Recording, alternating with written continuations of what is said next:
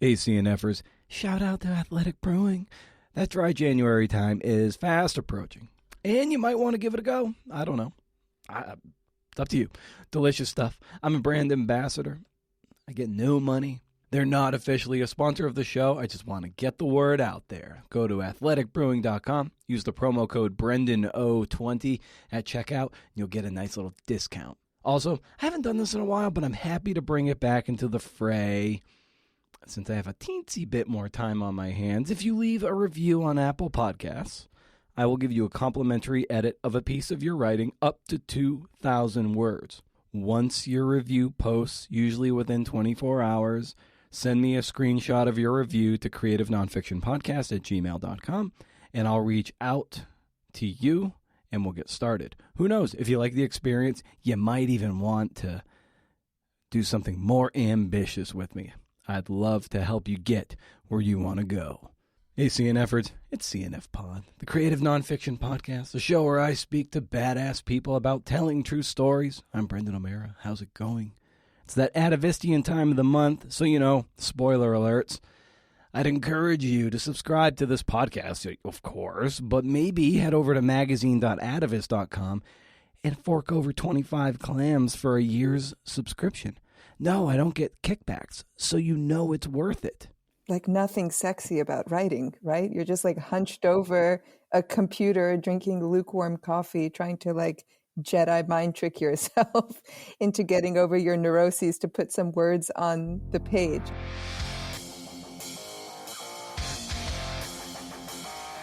That's Sarah Souli. Her piece, A Matter of Honor, is this month's piece. And here's the deck of the story. Why were 3 Afghan women murdered at the edge of Europe? A journey from Mazar-e Sharif to Istanbul to Athens in search of answers.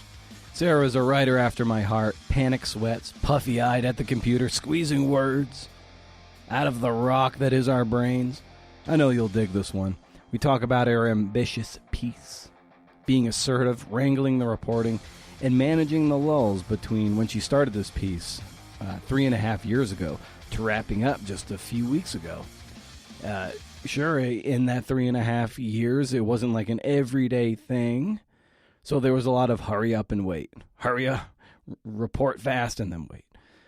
Lots of good things to unpack to fully immerse yourself in this atavist story. All right, little housekeeping first. Show notes to this episode and a billion others are at BrendanO'Mara.com. Hey. There you may also sign up to my Up to 11 Rage Against the Algorithm newsletter. Put a lot of effort into a kick-ass newsletter that entertains, I like to think, gives you value, I like to think, and invites you to a monthly 40-minute happy hour, which it's just my way of sticking it to the algorithm, like right up the algorithm's keister. If that's your thing, go ahead and sign up. First of the month, no spam. As far as I can tell, you can't beat it. And also, there's a hat going around. You might want to consider going to patreon.com/CNFpod. Helps keep the lights on at CNFpod HQ. Show is free, but it sure as hell ain't cheap. Deeply grateful to the 20 patrons, but I'd love to build the community even more so we can get the show in front of more CNFers. So we can all feel a little less shitty in the end. And we all just want to feel less shitty. Okay, before we get to Sarah, I speak with Sayward Darby, editor-in-chief of The Atavist, author of Sisters in Hate, and dog photographer to the stars, about the editor side of the table of this month's piece, written by Sarah Souli. Are you ready? I think you're ready by this point. Let's do it. Riff.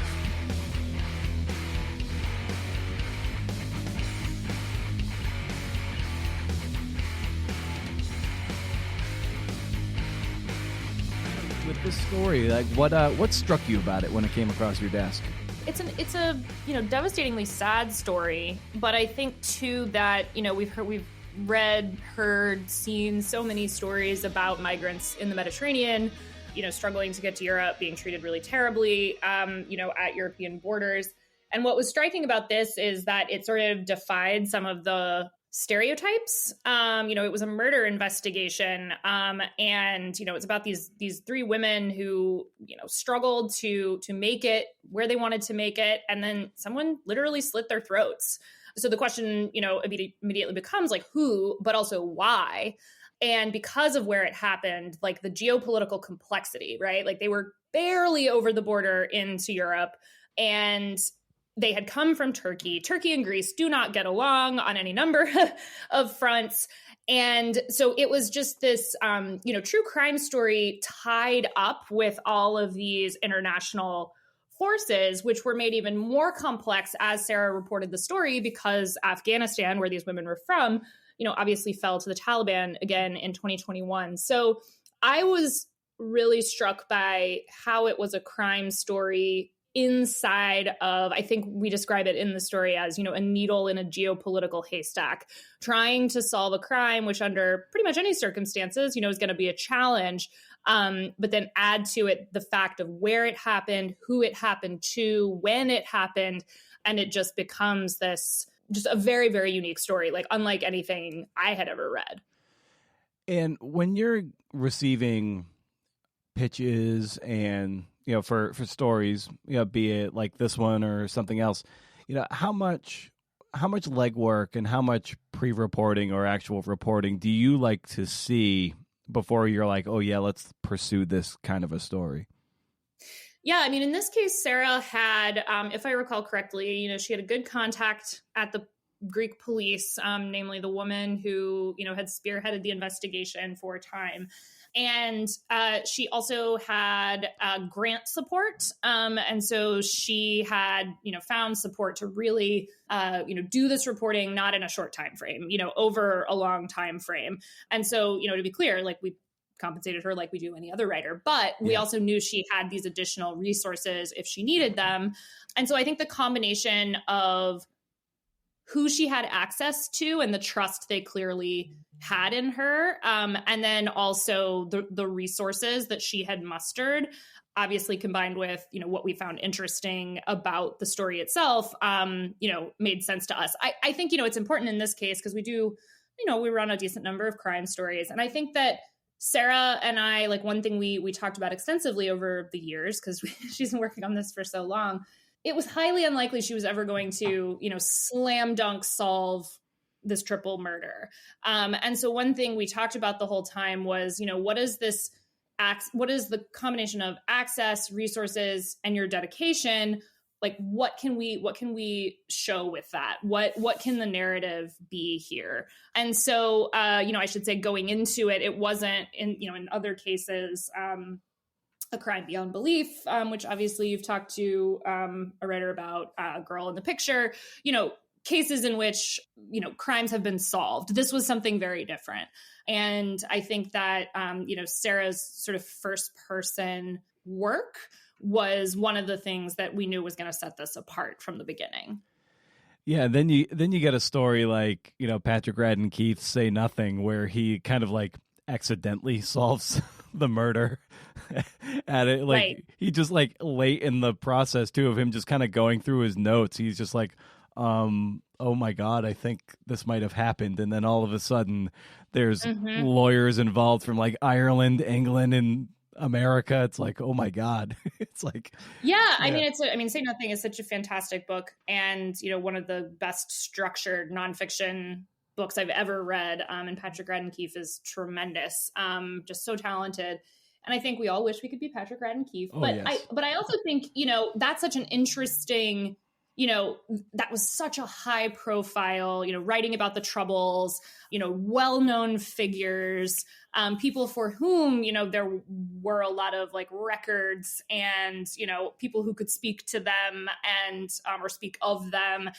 And in some ways, like Sarah's story is almost like a through the looking glass. Maybe that's the wrong metaphor, but we'll just run with it, through the looking glass version of this, where it's like this terrible thing has happened to people who like no one really cares about. Obviously their loved ones do, but the people whose job it is to actually figure out what happened to them don't much care. And so, again, it's that needle in a haystack kind of thing, which, you know, the odds were very much against her. They were obviously against Patrick as well, you know, solving a long ago crime. But I think there's something very poignant about almost kind of trying to do the same thing with people, with subjects, I should say, who no one would ever know about. No one would ever know their names. And I think, you know, the really beautiful part of this story too is, you know, we read so many crime stories about, you know, a person in the, I mean, we've published these stories, you know, someone in the Midwest who's murdered, and, you know, who did it and why and how terrible. And, you know, that person was a mother, that person was a father, you know, whatever it may be. And, you know, what's different about this is purely context. You know, these are people with loved ones, with lives, with hopes, with dreams, aspirations, you know, all of these things.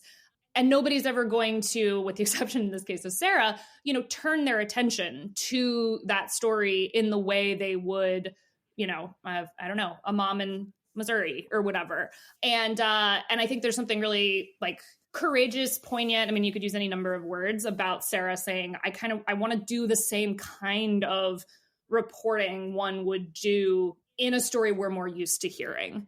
And to be clear, those stories are incredibly worthy. Again, we've published many of them, but I think, you know, despite some of the like rougher edges of a story like this, I think there's something just really beautiful about saying, I want to try. I want to try to tackle this. And I mean, man, she had an incredible break. Like, I don't want to give anything away, but I mean, her pounding the pavement, talking to random people, you know, hoping to find a lead. It seems like she's never going to get one. It seems like she's never going to get one. And then she does. And it's a big one, you know, and it's a really impressive thing.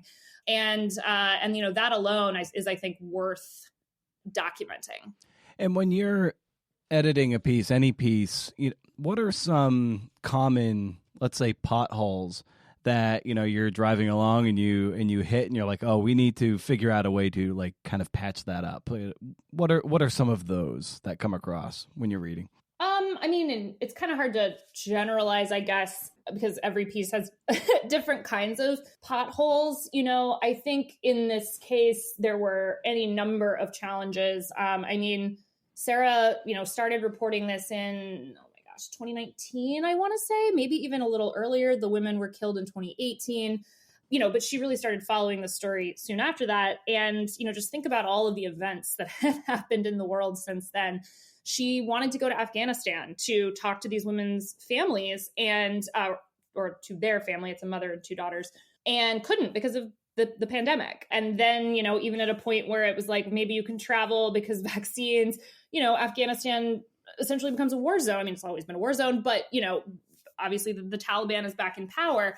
And so, you know, in this case, it was kind of dealing with potholes, to use your word, that like, it wasn't as though Sarah hadn't, you know, done her job. It wasn't as though, you know, there was some loose end, you know, that we just hadn't tugged. It was like, oh, the world is burning. How are we going to figure out how to keep telling this story? And I think it's very, very unique in that way. I mean, I will say this is kind of a diversion, but, you know, I think, or digression, not diversion. Sorry. Digression is the word. I need coffee, Brendan. A digression is that you know, it's been really interesting since the beginning of 2020, watching the ways in which COVID has affected so many of our stories from the standpoint, not only of, you know, where can you go? What can you report? Which was certainly, you know, especially the case for the first year or so, but, you know, how it's literally shaped narratives, you know, subjects who've gotten COVID, court, you know, rulings that have happened, you know, later than expected because of COVID. I mean, you know, last year we ran Invisible Kid by Maddie Kroll, which went on to, you know, do incredibly well and was a finalist for a National Magazine Award. And it's about this guy getting out of prison where he thought he was going to spend his life the day that like his city goes into lockdown.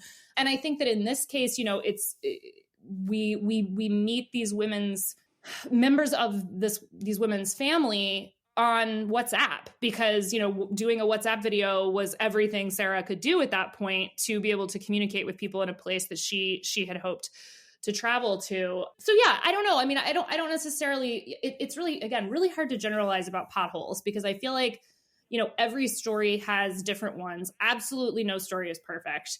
And, part of a job as an editor is to, yes, patch over, but actually I think it's more about going around and pointing to them. I'm a big fan of saying, hey, in the story, let's not act like this isn't a problem. Like, let's acknowledge that it's a problem, because I think it's more honest. I think, having a really, really polished story that like conveniently ignores some of the, obstacles or pitfalls or whatever that, a writer dealt with.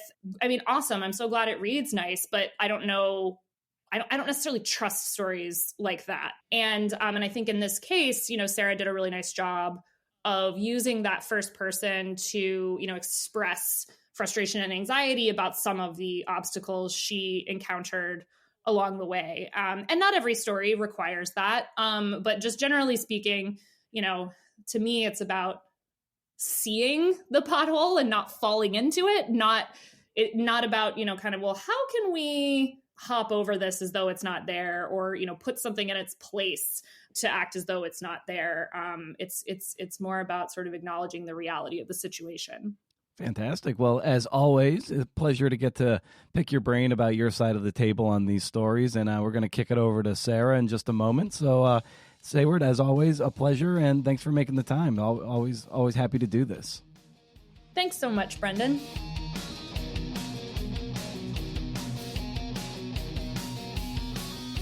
All right, it is almost time to feature Sarah Souli, but here's a little more about her, okay? She's a freelance journalist, currently based in Athens, Greece, after several years in Tunis. She writes about politics, people, and places, often in combination. She was previously a staff writer for Colors magazine in Treviso, though it doesn't seem like it. She does occasionally travel outside the Mediterranean. She's also the author of Moon Guides, Athens and the Greek Islands. Came out April 2020. Athens and the Greek Islands. She would know a thing or two about them. She graduated from the University of Pennsylvania with a BA in political science. Smart. She works in French and English and can order sandwiches in 4 more languages with varying success. That's wicked smart, kid. All right, enough of my bumbling, rumbling, rambling. Here is Sarah Souli. Huh.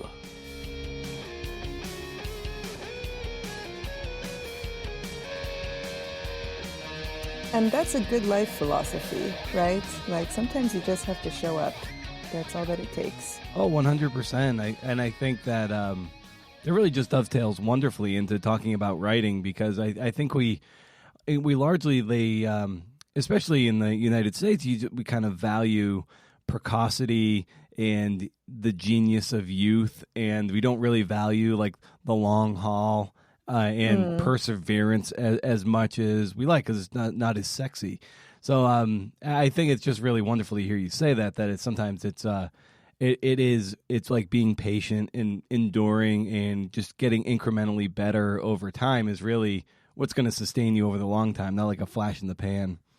Yeah, well, there's also just like nothing sexy about writing, right? You're just like Right. hunched over a computer, drinking lukewarm coffee, trying to like Jedi mind trick yourself into getting over your neuroses to put some words on the page. I feel like that's the great fallacy also in the US, that we like try to make it this whole seductive thing, but it's not. I mean, it's very individualistic, and it's a very weird practice also, I guess. Anytime I see ads on like Instagram for like, be a professional writer or something, it's usually like a woman in a cabin overlooking a lake, and just like it looks so romantic and everything. I'm like, this is just so not the image of what it really is, of just like getting up and just puffy-eyed, shit everywhere on your desk. And it's just like, there's no panic in someone's face. Like, I need to see panic in someone's face That's to believe. true. I want the residue of a panic attack, like that sweat, the suffering on their face, the bills for therapy. Yeah, all of that is missing. Exactly. And not that like, and not that writing is torture, but it certainly is difficult, especially when you get into the kind of reporting that you're doing. Like, it is, it is not fun to write about, a triple murder, on the border between, wherever, where was the boat? Was it between Turkey and Greece or for Yeah, your piece? Yeah. so the region is called Evros, and that's the region between Greece and Turkey. Yeah. So it's just like to that point when you're going to be like cranking on a story of this nature, it's not like, it's not like you are swollen with joy when something like that happens. You're like, I got to crank this out. I got to do justice to this story. It's not romantic, but it is the work. Yeah, I mean, I guess for me, I felt a little differently. Like this was one of the rare instances where the writing felt like the easiest part of the whole process, just because the reporting was so I was so out of my depths at so many moments in the reporting, and really felt like I was taking on roles and responsibilities that I had never had to before, like even when doing other vaguely investigative work. This was like deep infiltration, not just into people's personal lives, but also sort of following a trail that the police had covered up to a certain point, and then realizing that there was a lot to explore beyond what the police had done, and just sort of venturing out on my own. In a lot of ways, I had no business doing any of that. Like, I'm not a trained investigator or a police officer, nothing like this. And so in the reporting of the story, I found myself in situations where often I was just like, what am I doing? I should be behind a desk. That's what I should be doing, writing. Like, where am I? What am I doing? So I would say the writing part was actually a bit easier for this particular story and in this whole process. Yeah, how did you navigate, as you say, like the reporting part that was, like, as you say, like out of your depth? Like, how did you process that and try to find some degree of comfort in it because it was what you had to do? I guess the first thing is journalism, especially when you take a piece of this size or a reportage of this depth and breadth, it's never like an individual thing. It's always so much more collaborative. And I would not have been able to do what I did without the support from my Afghan colleagues. So I worked with a couple, because this was a project that I did over 3.5 years. And at various points, I worked with a couple of different people, most of whom have asked to remain anonymous, just given sort of the nature of the reporting that we did, and sort of the precariousness of the political situation in Afghanistan right now. But there's no way that I could have done what I did without the people that I worked with, in particular, Huega, who is credited on the piece.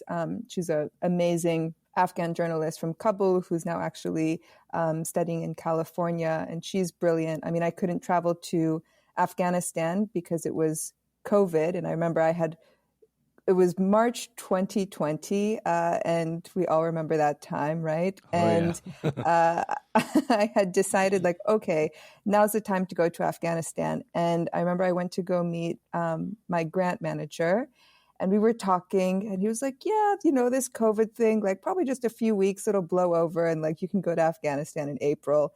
And that obviously did not turn out. At the time also, I think Afghanistan had one of the worst cases of COVID in the world. And so at some point I realized, okay, the situation is not going to get better. There's no way I can travel. I need to really rethink how I'm going to report this from Afghanistan. And so I worked with a journalist that had been recommended to me, Huega, by a couple of different colleagues. And she traveled to Mazar-e-Sharif, which is where Fahima and her daughters are from. And we were basically just on a WhatsApp video call for like 12 hours a day for 10 days.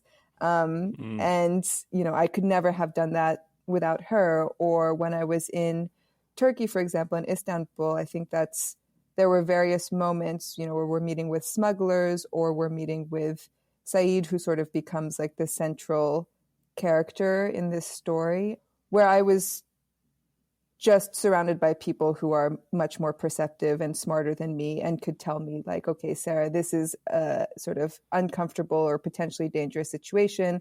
We shouldn't do this, or we can do this. And that was really how I was able to navigate it.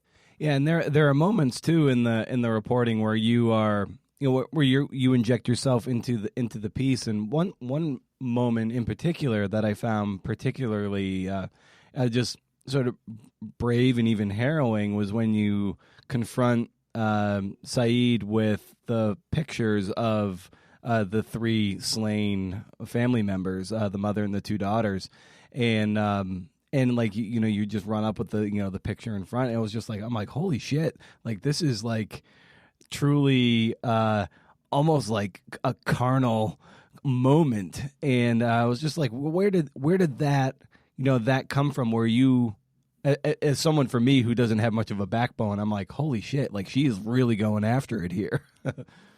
Yeah, well, I mean, one thing I realized I had a lot of people over the years, like my family members or people who were close to me, be like, aren't you scared? Like, you should be more scared. This is dangerous, all of this.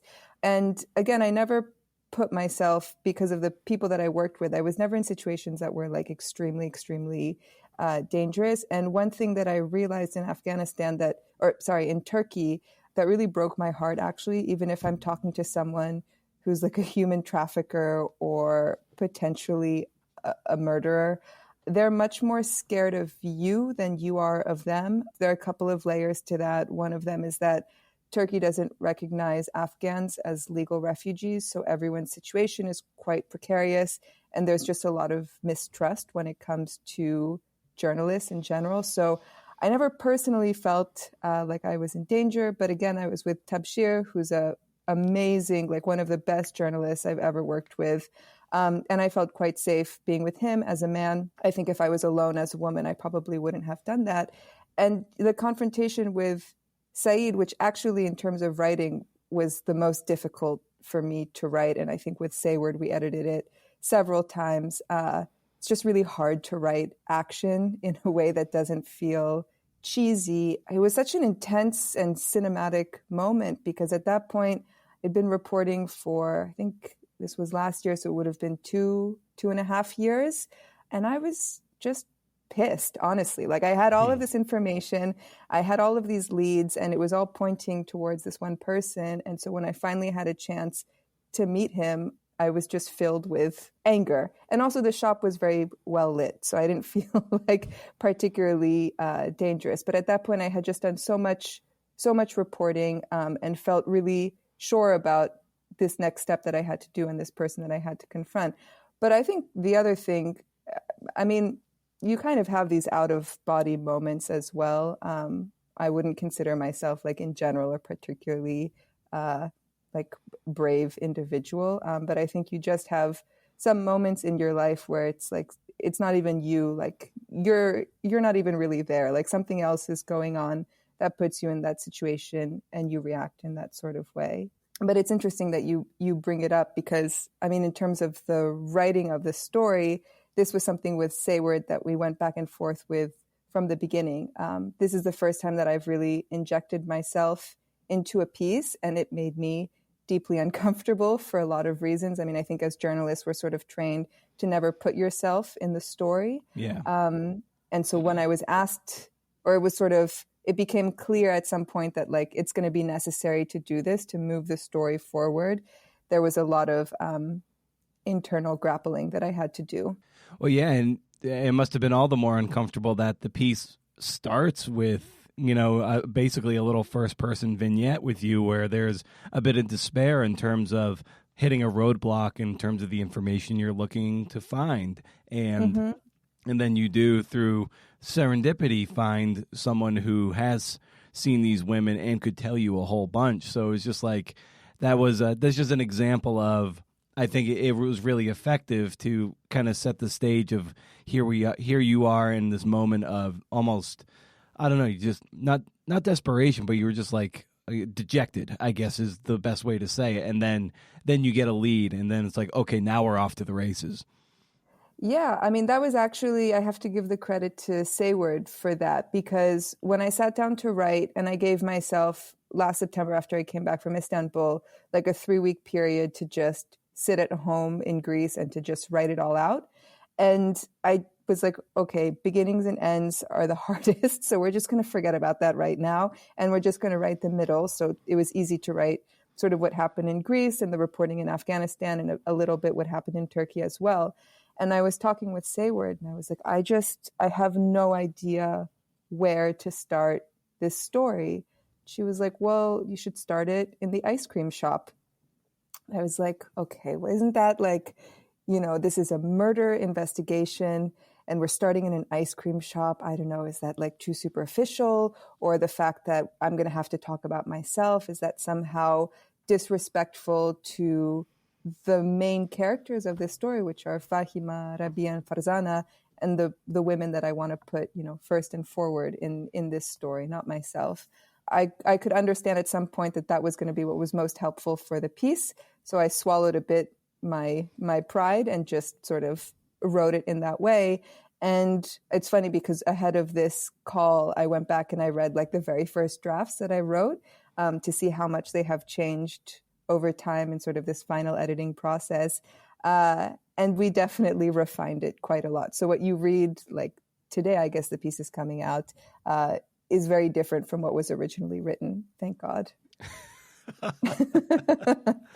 Yeah, I love hearing. It's almost like, there's like a flow chart where you ask yourself a certain question. Like, it could be like the first person flow chart. Like, you are asking a series of questions and it's gonna be like, do I belong? Essentially, do I belong here? Okay, but why? Do I still belong here? Okay, maybe I do. And then you go all the way down. It's like some people might come at it the wrong way. We're like, you know what?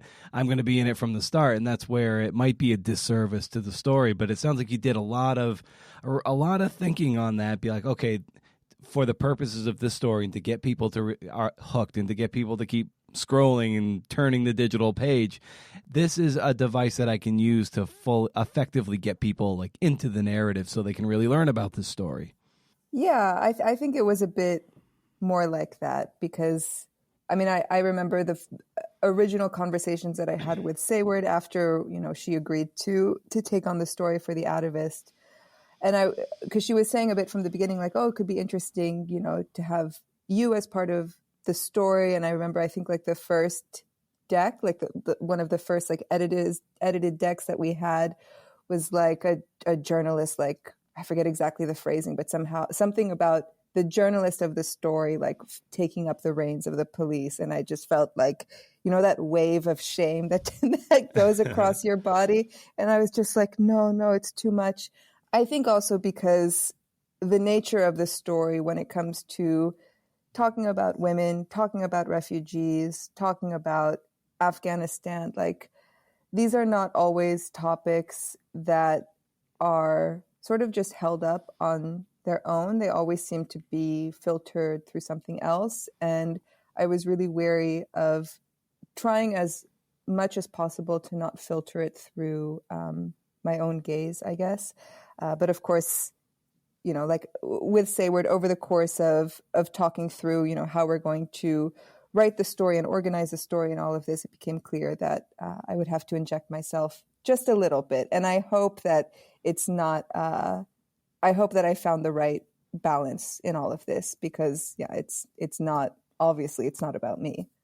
Yeah, no, I think you do that brilliantly, and to back up a little bit, I sometimes like kind of charting the journey of like the piece itself, and that always starts with how you get access, how you find the story, and ultimately how you digest it into a pitch that would be acceptable to someone on the other side, being Sayward in this case.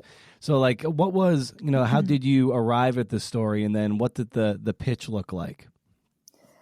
Like I said in the beginning, or as we were talking about this region of Evros between Greece and Turkey, so this has historically been a very common point of migration, actually so much so that until 2009, there were still landmines on the border. And that was actually like the most common, or one of the most common cause of death. I can hear my Kyla, my fact checker's voice now in my head, where I'm like, okay, everything has to be super correct as I'm talking. And so it's always been this important point of movement and of migration into Europe, but never really has gotten the same amount of press as the Mediterranean Sea, especially with what goes on in Greece, on the islands, in Lesbos. And so when I first moved to Greece in 2017, I heard about this region and I was like, oh, that's really fascinating and interesting. This is such a historically important point, and there aren't a lot of people reporting. So I started going up there and started doing a lot of reporting on pushbacks, which is an illegal practice that, again, I hear my fact checker's voice, that the Greek government categorically denies doing, but there's overwhelming evidence to the contrary. A pushback is basically when someone comes into a country, they're legally allowed to ask for asylum, and then depending on their case, they can be turned back to their country if they're deemed to not, fit the standards or the quotas of an asylum seeker. Instead, what happens on this border is that people are pushed back into Turkey without ever being processed. And this happens, it's been happening for years. It's very well documented. And so I started doing a lot of reporting on this. And I was going up to Evros pretty regularly from Athens a few times a year. And so I had a lot of contacts up there. And I was up there in 2018. I think it was late October or early November 2018.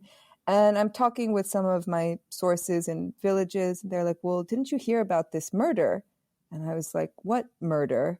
Up until that point, there are a lot of people who die on this crossing, but it's often they die either from drowning in the river, because it's a river border that they cross, or they die from hypothermia. There are a lot of car accidents or people who walk along the train tracks and then they get crushed by a train. But murder is not something that happens. Actually, it literally hadn't happened in that region in, I think, about 20 years. And so that really piqued my interest because it seemed like a huge deal. In Greece in general, there aren't necessarily a lot of homicides. There are an increasing amount of femicides, but still, it's a pretty small number compared to other countries. So usually every time that there's a murder, it kind of makes the news. And this hadn't. And so I started doing a little digging. And I went to go see Pavlos Pavlidis, who's the forensic scientist who I've interviewed many times. And he kind of, he had done the autopsy and he was like, yeah, well, we have these 3 women, but we don't really know much about them or really anything about them, because one of the big problems with dead bodies that turn up in Evros is that people don't have their papers or they don't have any documentation. And so it becomes impossible to ID them. So in the beginning, it was just this extraordinary murder mystery. And the mystery in the first place was like, well, who are these 3 people? They didn't even know where they were from. And so that really interested me. And I wanted to start, digging into that. And I remember I went and I pitched Say Word. So I should pause and say that, obviously for every journalist in the US who does long form narrative work, the dream is to work with Say Word, and the dream is to be published in The Atavist. And so I wrote to her with this pitch that was really, I went back and I read it and I was like, oh, Sarah, you have no information here. I was just there's this amazing story, but, we don't know anything, who they are, what happened. And I kind of contextualize it with what I just said about what's going on in Evros. And Say Word, what I really like about her, amongst many things, is that she gives really good feedback, even if it's negative. And she was like, well, we don't know the who, the why, the where. There are all these really big missing questions. So we're going to have to pass because, you don't really show us how you can make a dent in the story. And I don't know what weird character flaw I have, but it was obviously a rejection and I didn't take it as a rejection. I was like, right. So I just have to make a dent and then I'll come back and then she'll accept the story. So I basically spent the next year trying to make a dent. And in the meantime, I also applied for a bunch of funding, got rejected from I don't know how many grants, until I got one grant from a foundation here in Greece called the Incubator for Media Education and Development, which is funded by the Stavros Niarchos Foundation. and they gave me an extremely generous budget to be able to report on this story. And I went back to Sayward. At that point, the police had made some headway. They identified who the women were and where they came from, which was Afghanistan. And I was like, okay, I'm going to work this story backwards, like starting in Afghanistan, traveling to Turkey, to how they ended up in Greece. There was a great character that I found as well, who was the lead investigator on the investigation, Zakharula Tsirigoti, who, I mean, is just like a total firecracker of a woman and was also the highest ranking female officer in the Hellenic police. So there were, a couple of things that came together. And then almost a year from when I got that initial rejection that I did not take as a rejection, they accepted the piece. And then, I started working on it like much more seriously. And you've alluded to having this grant and in the reporting of this piece taking something like 3.5 years. So were you completely basically subsidized by this grant, or were you doing some other things too so you could afford to work on this piece for so long?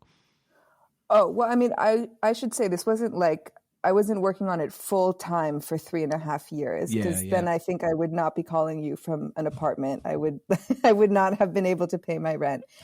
So I was working on this on and off for 3.5 years. And there were moments where, the reporting was much more intense. And then other times where there would just be like a huge low. Obviously, of course, like COVID really had an impact on how I could do a lot of the reporting. But the IMED grant, basically, they subsidized all of the expenses. So I didn't get paid by them for the reporting. I got paid by the Atavist for the piece that I wrote. Mm-hmm. But they subsidized like working with fixers, traveling, like transportation costs, translation, everything, which was amazing. And really the biggest cost is working with fixers because, of course, like especially if you're working in a place like Afghanistan, where it's more dangerous, people, very rightfully so, ask for a higher fee. And I was able to have everything very generously covered, and for 2 years, which was like really, I couldn't have actually done it without that, or I could have done it and I would be bankrupt, I guess. I remember when I was talking to someone who works primarily in audio, and it's somebody who works, and she was somebody who works more behind the mic as a producer. And it's a very big umbrella term, what a producer does. And because they can do everything from booking to editing to sometimes doing some reporting, blah, blah, blah. My point is, how for people who might not be familiar with fixers, like Mm-hmm. what does a fixer do? But there might be translating, obviously, but what else? What else is a fixer doing? I imagine it's a big blanket term of what they do and how they serve you in this case. Yeah, and I think that's a really good question, and I think we could also spend a long time interrogating the word fixer because it's, I think within like the hierarchy of journalism, they're often kind of the lowest paid and sort of, they don't really get a lot of credit. And especially when you're working in countries like in Turkey or like in Afghanistan. I mean, the people that I worked with, first of all, I would say, well, there were two of them who were already very established journalists, like with their own. So Huega is one of them, and then Tabshir, who gets a pseudonym in my piece. He's the other journalist that that really helped me so much. I mean, they do an impressive amount. So it depends. I mean, you can hire and work with a fixer who helps you on the ground, someone who just does translation. But for me, I really felt like I was working with a colleague, and I was really lucky in the case of both Tabshir and Huega to be working with people who were really invested in the piece and really invested in the story and really invested in figuring out what happened to Fahima and her daughters and getting some justice for them. As you progress through your reporting, there's always this moment too where you kind of land someone who's like a really great interview, or you're not even aware of just how great they're gonna be, but like you leave that interview like really charged, like, oh my God, like that was amazing. And I imagine like the times you were talking with that investigator, the firecracker, you were talking about like once you had her, you were probably like, oh my God, this thing kind of like a firework kind of really, really expanded the piece and blew it up for you in the best possible way. Oh, for sure. I mean, I feel like everyone was a character, honestly. Like everyone had Yeah. such a big personality, or I mean, even someone like Pavlos, who is a man of few words, like even how he looks in his morgue, like the whole thing. I mean, he's such a character as well. But Zakharula, for sure. I mean, she's like my favorite kind of woman. I mean, she's just like a chain smoking, tells it like it is, like to the left, just hardcore, passionate, romantic person. It was really moving to see her as well. How touched she is. I mean, this is something in general that I really love in Greece. So people are really not afraid of the full spectrum of human emotion and are able to go really deep. So it was quite, I've never had an interview with a police officer, even an ex-police officer, where, they start crying when they're describing a case and they're describing a situation. And I mean, she was so dedicated to this for so long. And I'm really appreciative of, all of the time that she gave me and all of the personal information that she gave me. It was a huge help for the case. And I guess the other really big interview was also with Mohammed, this family member of Said in the ice cream shop. That was just also such like he himself, how he looks, which I couldn't really describe in the piece, but he has such a look, and the whole situation where we were, the ice cream shop, the whole thing was so cinematic. And that definitely felt like, oh shit, like, okay, this is a moment. This is something big that's about to happen and be revealed. A little while ago, you were saying, beginnings and endings are uniquely challenging. You did a lot of the writing at first, like doing the middle, and that's where a lot of times like a piece can sag, because a lot of people put a lot of energy into the beginning and the end, and then the middle tends to slow down sometimes. But that's where you kind of put your energy. I'd never heard anyone really speak about it like that, where you're like, I'm just going to work in the guts of this thing. So you just walk us through that and how you were, you were just like, this is where I'm going to start my work, or at least do the bulk of it before I bookend this in a crafty way. Yeah, well, I guess I have my dad to thank for this, because he would always tell me when I was in middle school and high school and studying for tests and all of this, he would always just be like, just do the easiest thing first. Like when you look, like read all the questions on the test and then just point out the ones that are the easiest and start with those, because then you'll feel a bit confident and then you can move on to the hard ones, as opposed to doing it just like, from page one or trying to go with the hardest ones. So because I had done already a lot of reporting and writing of that reporting on pushbacks and on the general situation in Evros, it was the easiest thing for me to start writing the portion in Greece.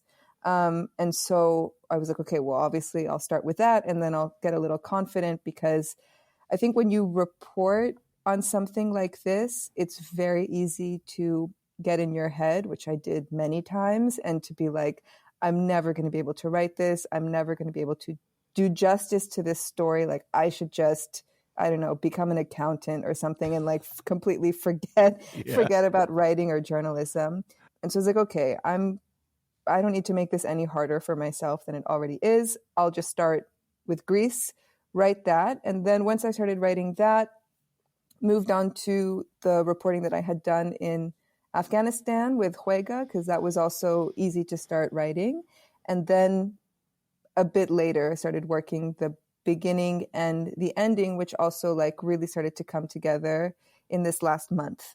Yeah, I was reading a craft essay on writing, and it was by Francine Prose. It's in a Tin House anthology, and she writes that writers are creatures who function best when we recall the writing process in tranquility. And so for you in those moments of tranquility, and we kind of touched upon it at the very start of our conversation, what is the writing process for you like when you're alone by yourself in the dark, in that moment of tranquility as you're trying to crack the code of a piece, and especially one of this nature? I mean, honestly, I think it's like one of severe disassociation. I was trying because I knew there was going to be a question like this, and I was trying to recall like those 3 weeks, because there was a real chunk of time where I like completely cleared my schedule and was like, I'm just going to sit down and write. I'm going to give myself these 3 weeks, and then, well, I don't have any other time after that, so I have to do it now. I think I kind of blacked out, honestly. Like I just sat, wrote it. I don't really remember a lot of like the process or the feelings that I had about it. But it's a bit difficult for me to consider myself a writer. Like I don't know. It's not, when I think I have friends who are real, what I would say in quotes, like real writers who write novels that, get written up in the New York Times and craft these whole worlds and write these beautiful sentences and come up with these extravagant characters and just have a real depth of imagination. And I've always felt like what I'm most interested in the journalism process is really just talking to people, and hearing the story and sort of pulling the threads and putting together this puzzle. The writing is usually for me the afterthought. And so it's yeah, I don't even know if I would consider myself to be a writer. I write because that is the medium through which it's easiest to tell these sorts of stories. And because you have a very nice voice for radio. I don't have as nice of a voice for radio. So I write, but it's not, I don't know. It's a bit, it's a complicated relationship that I have also with this identity.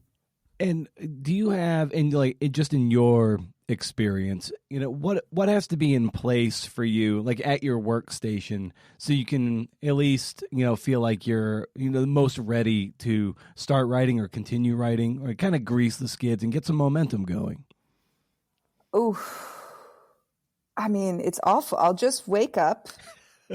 Really, I wake up, I will maybe like put on pants with like a zipper and a button, but usually I'll just like I'll stay in pajamas or like be in workout clothes, because I'll like try and trick myself into being like, you're going to work out later because that's good for writing. I'll have my glass of tap water, a huge cup of coffee, and I will just drink coffee until like noon and not eat. And then I'll just write. It's really, as I'm saying it, I'm like, God, that's so unhealthy. But that's kind of how it goes. And I'll write. I have to start from the morning. Like I have to wake up and it has to be the first thing that I start doing. I'm not one of those people who can, I wish, especially because I live in Greece, and it would be nice if I could, be one of those people who, goes to the beach in the morning and swims first and then comes back. And no. It's very utilitarian, very unromantic. I just get myself up, put myself on an extremely uncomfortable chair, because I also still, after all these years of working from home, haven't gotten a desk chair, and just start writing. And that's it. That's great. I was going to ask you, like, what percentage of your day is spent in sweatpants? I'm in them right now. So am I. At what point do you feel like, over the course of your reporting, that you feel like you have enough to start writing? I was so anxious about the writing process for this, because just the reporting itself was so overwhelming, and it was really start, stop. And I just felt like there were so many moments where things could just go terribly wrong, and sort of the whole thing would fall out from under me. And, I would get, I think the sort of imposter syndrome that I know a lot of writers and journalists talk about on your podcast, and I'm doing it now, but I just felt like someone at some point was just going to call my bluff and be like, you have no business doing any of this, what you're reporting on. And so I was so hesitant about starting to write until I had enough of the reporting done. And at one point it was just like, well, I mean, it's never going to end up in a perfect conclusion. The person that I think should be on trial or at least questioned by the police, that looks like it's not really going to be happening. So you just have to sit down and start writing. And Sayward was good for this also, to like be helpful and tell me like, okay, start now. And then the piece, so I wrote most of it in September 2021. And then it just kind of lagged for a while because there was no real conclusion or ending. And I was like, if only I could just speak to Mirajuddin, who was Fahima's alleged boyfriend. If only I could just speak to him. But and police at one point had actually a few months later, had actually arrested him in the north, and then he like slipped out of police custody. And then in March 2022, I got a call from a source who's like, well, we have him. He's been arrested. So you can go interview him in prison. And that was, the thing I was looking for, I think, to kind of tie the piece together, because at no point otherwise did I have a clear idea of what happened from when Fahima and her daughters left Istanbul and crossed into Evros. And obviously, as a reader, that's something that you really want to know, and that's something that I wanted to give people as well. And also for these women, like, what were their final moments like in their life?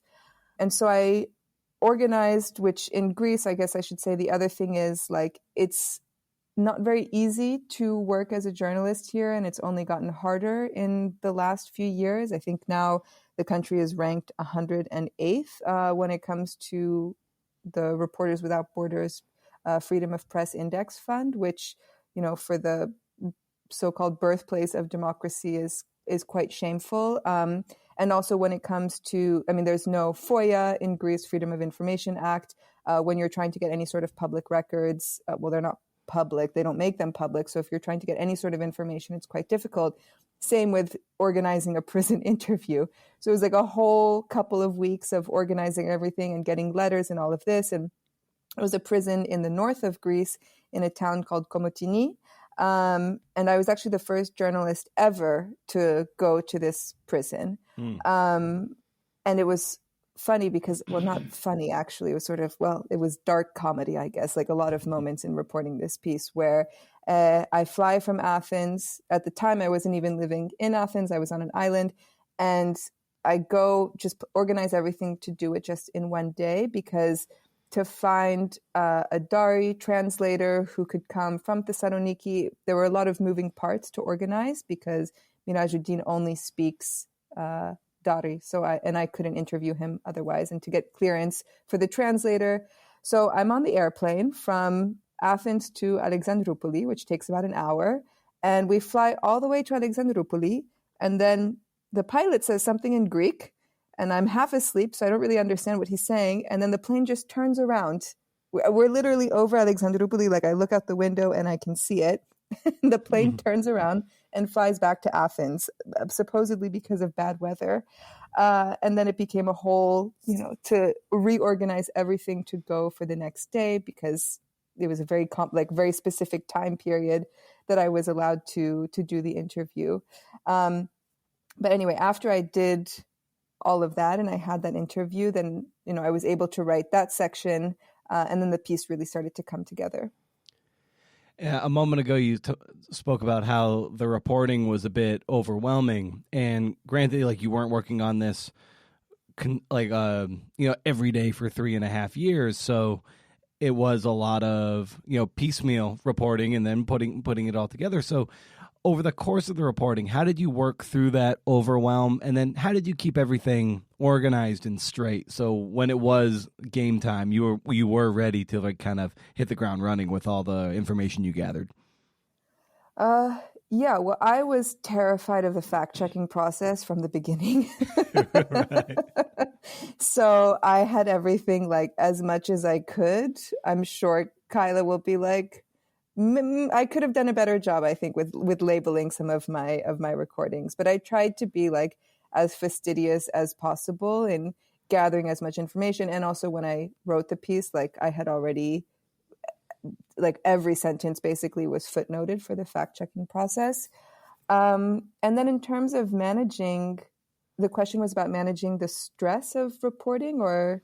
I guess just the overwhelm of it, yeah, and the stress, just and then making sure that you're capable of accessing the right information. Like, okay, I'm in this scene, I gotta find that information, and that you just that thing, so you don't get totally just like blindsided and just overwhelmed with the glut of information you have.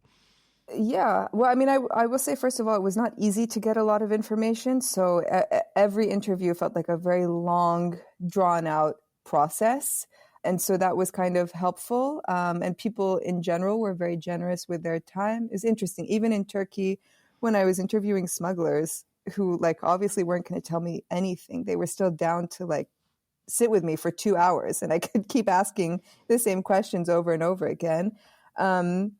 But I guess on a person, I mean, I think there are two layers to this. It's like the professional one, which, how do you deal with all of this varying sources of information and putting all these puzzle pieces together. And I think it really is just patience and time, and also talking through the reporting with your colleagues and trying to see like where the gaps are and putting things together.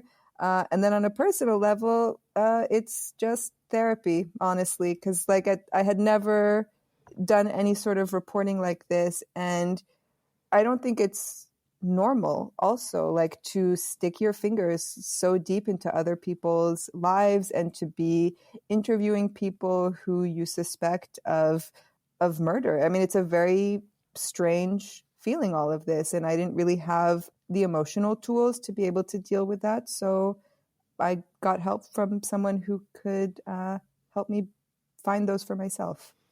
Given that the sensitive nature of the story and how how emotionally taxing it was and is, what kind of reporting or stories were you drawn to before this, and was this one really something that tested you in a way that you hadn't tested yourself before? Yeah, I mean, I think I've had been doing a lot of stories on migration and refugee rights in Greece. So, I've heard a lot of very difficult stories over the years that like really break your heart, and a lot of interviews that I've done in refugee camps, or even situations of like, I've been on the border in Evros when like a family has crossed, and I've held a woman in my arms like just after she's crossed. So you live like these very intense moments with people. So I had some kind of understanding of like the larger context around what it means to leave your home for whatever reason you choose to leave it. Like that to me doesn't seem to be the important thing. But there were definitely moments. I think one of the hardest things for me to do was when I was doing the reporting with Huega, and she was in Mazar-i Sharif, and I'm here in my flat in Athens, and I'm video calling with Hadila, who's the older sister of Fahima. And Hadila didn't know that her sister and her two nieces had been murdered. She thought that they had just drowned. And, I have to be the one, because that's the whole reason that I'm talking to her, is to see what kind of information she could possibly have that the police didn't get. I had to be the one to sort of tell her what had actually happened. And that's not a situation that I've really ever been in before. And also a couple of times with Abdul, the husband of Fahima, that was really trying as well, because obviously he's a single father, so his children come with him wherever he goes. And when we did our interviews, he hadn't told his children that their mother and sisters were dead. Not even that they were murdered. Of course, that's like overwhelming information for children, but that they just, that they weren't alive anymore. And there were a lot of moments in the reporting where I just felt horrible about what I was doing and thinking like, is this really worth it? Like the story that I'm trying to tell, like there are so many broken and heartbroken people within just these 3 lives. And who am I to like come in and try and figure out what happened? I hear what you're saying too, and sometimes it can feel like, especially where of a story that is so heavy of this nature, that it's also like you almost feel mildly, if not sometimes more than mildly, like exploitative of their story. Like it's so sensitive. It's just like, well, what right do I have to kind of come in as this third party to come and tell your story for, I don't know, for my career and stuff of that nature? And it's like, I can tell it comes from a good place for you, but sometimes I feel like if I'm ever doing a story of this nature, and I've done one not quite like that, but very sensitive, and it was, I just felt sometimes in some ways icky. I'm like, should I be even doing this? This doesn't feel right. I don't know if you wrestle with that at all. Of course. And I mean, I think there's room for all of those feelings together, right? Like, yeah, sure, it came from a good place, but like, does that really matter? I don't know. Like, it's also, there are other layers to this as well, and some people might see it differently. But I was always very like hyper aware, I think the whole time of what I was doing. And there's a lot in the piece that I don't include because it's just not necessary to the reporting, or to how I tell the story. But I think this is something that a lot of journalists grapple with. I mean, this is inherently like an exploitative business that we're in. I mean, the number of times that I've had interviews, not for this piece, but just in general with refugees and migrants. I mean, I remember interviewing one guy from Afghanistan who had been pushed back like 15 times, and we're talking, and he's just like, well, what are you going to do for me? Like, what does it matter if I tell you my story? I've been telling journalists my story and nothing has happened. Like, he was so desperate that he was telling me, like, I'm just going to commit suicide because I don't see any other option with how my life is supposed to go. And like, that's very real. And I think, I don't know, as there are a couple of layers here, like how much responsibility we have as individual journalists, oftentimes like overworked and underpaid in an exploitative capitalistic business that's, that really thrives on these sorts of stories, and how much responsibility is with the industry itself. But with this particular story, the thing that I just kept coming back to, because I was thinking of it in the context of femicides in Greece, which unfortunately in the last few years have been on the rise. But every time that there has been a femicide, whether it's a Greek woman or a foreign woman, it's gotten, rightfully so, a lot of attention and a lot of press. And there's been a level of justice for the victim, whether that's her story being told or, the case being brought to justice in a criminal or in a legal sense. And it really pissed me off that there were 3 women. It was a mother and her 2 daughters, a 17-year-old and a 13-year-old, who weren't given that same opportunity, largely from where I was standing, felt like because they're brown, because they're refugees, because they're from Afghanistan, which is a country that, despite the fact that it's been in war for nearly 2 decades, like Afghans are not treated as refugees in the same way that people, for example, from Syria or Ukraine are. And it was really frustrating for me to see that lack of attention on a story that really just deserves much more attention. Does, finishing a piece of this nature, does it leave you more energized or drained in the end?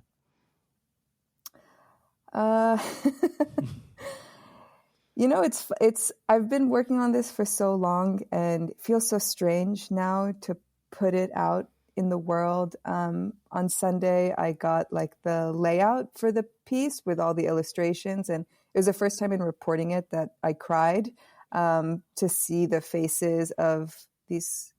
I mean, I keep saying women, but it's really like a mother and her 2 girls, and to see their faces in front of me. And the illustrator did such an amazing job. Like, I was looking into their eyes and I was just like, this is, I don't know.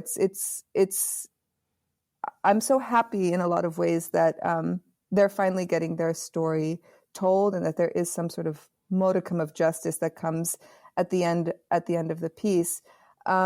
I don't think I've really processed yet, and I'm sort of, I think, like most freelancers, just constantly working. So I have like quite a slate of assignments for the next few months. But it has made me, rethink sort of what kind of stories I want to tell in the future, and how I want to tell those stories as well, in what format and what medium, sort of where do I see my place. That was, you asked a very specific question. I gave a very roundabout answer, but I think I just kind of feel everything at once. And another kind of writer type question too, and it sounds like you can speak to this just based on the on what we've been talking about, is like there's always those moments in a draft or a piece, or even in the research and the reporting of a piece, where you just hit a wall, and you have that doubt, and you start doubting yourself. But when it comes to the writing, and you've got the information, and you're starting to doubt yourself, and you get that imposter syndrome that you alluded to, how have you over the years written through it? Because you just got to finish. How do you write through that doubt?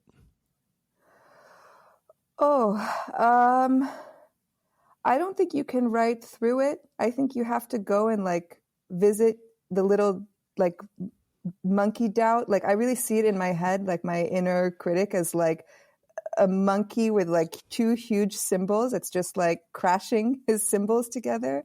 And you just gotta, this is going to sound a little kooky, but like you have to go and visit that little place in your mind and just give it a little attention, but not let it sort of take over the process. And that's maybe easier said than done, but there were just moments where I was like, okay, monkey, like, right, you don't need to be here right now. Like you can come at the end of the day and like doubt everything that you've written, or at the end of the editing process. But like right now I need you to like go back in your box for a while. So that sounds a little insane when I put it like that, but I love it. I think that's how I managed it. Well, let's see, Sarah, what I always love doing to bring these conversations down for a landing is asking the guest for a recommendation for the listeners of some kind. And that can be just anything you're excited about. So I'd extend that to you. What would you recommend for the listeners out there that you're excited about? Yeah, well, I'll give two, if that's okay. Oh, yeah. Because I think the first is whenever I read a very intense piece that's very sad and depressing, I'm just kind of like, well, okay, great. Like, what do I do now? So I'd like to encourage your listeners, if they feel so moved by Fahima's story and Rabia and Farzana's story, Afghanistan is in an extreme like political and human rights and humanitarian catastrophe at the moment. So I got some recommendations from some Afghan friends, told me that the best charity to donate to that's doing really good work with Afghans both in Afghanistan and Afghan refugees outside of the country is the International Rescue Committee, the IRC. So if you feel so moved to give a donation. And then I guess the other thing, because the piece starts with an epigraph from Kapka Kasabova, who's this amazing Bulgarian author, and really was kind of an inspiration also for me to start visiting Evros in the first place. I would recommend her book, Border. That's Border by Kapka Kasabova. It's really fantastic and just a very illuminating look into this small corner of the world. Yeah, and that epigraph, it reads, just by being there, the border is an invitation. Come on, it whispers. Step across this line, if you dare. Yeah, it felt like when I read it the first time and when I started writing the piece, I think that was actually one of the first things that I put on the paper as sort of like my talisman to have it there. Well, fantastic. Well, this piece was an incredible feat of writing and reporting, and it was a pleasure to get to speak to you and unpack it a bit and how you go about the work, Sarah. So thanks so much for the work, and thanks for carving out the time to talk about it. Yeah, well, thank you, Brendan, for your curiosity. I appreciate you taking the time to speak with me, and actually all the other journalists and writers that you're talking to. It's really interesting what you do. All right. Whew. Thank you to Sarah, Sayward, and you, the listener. Couldn't do it without you, CNFers. My Spotify Wrapped for the podcast was great. 76% growth on the platform. Pretty crazy. I'll probably share some of those images on Instagram because that's your devotion to this little podcast that could. I'd like to show you the results of your attention, valuable as that is. Biggest thing I did this week, I rearranged my studio back to its original footprint. I felt too crammed in the corner of the new layout. I liked this idea of having my bookcase behind me in the event that I'd be interviewed on screen. Real cool, I know. But I like where I'm at better. A little more elbow room. Sometimes you get back together with the one you left. I'm sorry, baby. I can change. No news on the book proposal, and my reporting stalled somewhat. Been hard to... That's more or less a me problem. It's like inertia. In this case, repertorial inertia. Making a call feels like putting 315 pounds on the bar to squat. And I can't squat that shit right now. Maybe by the end of 2023 if all goes to plan. Point being, objects not in motion like to not stay in motion. But I made contact with a source I've been trying to reach since May. Spoke for an hour. He gave me 3 other crucial phone numbers, so there's a little momentum. Now I'm eager to keep making those calls, like Jeff Pearlman said a few episodes back. Call. This wasn't a super illuminating conversation. It was very good, but some are better than others. But it's good. It's a great first step. I find my first conversations with people sometimes aren't that great because they're kind of feeling each other out. They're definitely feeling me out to make sure I'm not some sort of vampire. We kind of circle the top of the drain, and each ensuing interview gets tighter and tighter, narrower and narrower, until we get to the gold. In any case, point is, setting the bar low, making that one call, and getting something out of it, that starts to spin the flywheel. Soon you're wanting to get to what's next, and who's next, and what will come of it. Then the anxiety starts to abate because you're filling the well with all this information. I wake at 1 in the morning just about every morning in a relative panic about being able to deliver. And with each of these calls, I'm like, okay, this is new ground. I'm building the mosaic. But it's hard to see the forest for the trees when you haven't bothered planting anything and you're like, shit, I don't even have a forest to get lost in. I need to build a forest, to plant a forest, to sequester this anxiety. And that happens one call at a time. Feeling good. For the first time in a long time, I'm feeling kind of good. All right, that's it. Stay wild, CNFers. And if you can't do, interview. See ya.